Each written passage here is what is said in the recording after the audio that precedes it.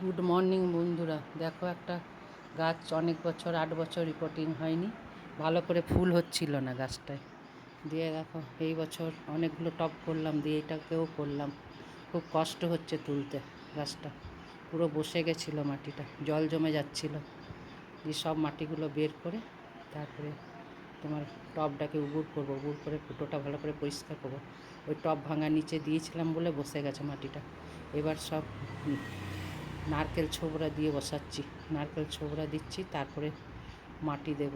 নারকেল ছোবড়ার পরে মাটি দিয়ে তারপরে গাছের শেকড়গুলো সব কাটবো, গাছের শেকড়গুলো সব কেটে দেবো, মোটা হয়ে গেছে, ওই জন্য ভালো ফুল হচ্ছিল না। 2 বছর 3 বছর পর পর রিপোর্টিং করলে গাছের হয়, ভালো ফুল আসে। তারপর তোমার মাটি দিয়ে চেপে চেপে মাটি দিতে হবে, কেননা ভেতরে হাওয়া ধরে গেলে, হাওয়া থাকলে তোমার গাছে ফুলও হবে না, গাছও বাড়বে না।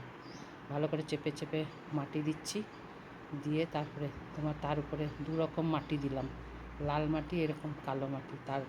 তারপরে দেওয়ার পরে এই জল দিচ্ছি, জল দিয়ে আবার ভার্মি কম্পোস্ট দিলাম, ভার্মি কম্পোস্ট দিয়ে তারপরে আবার মাটি দেব। এরকম করে তোমরাও করবে, যাদের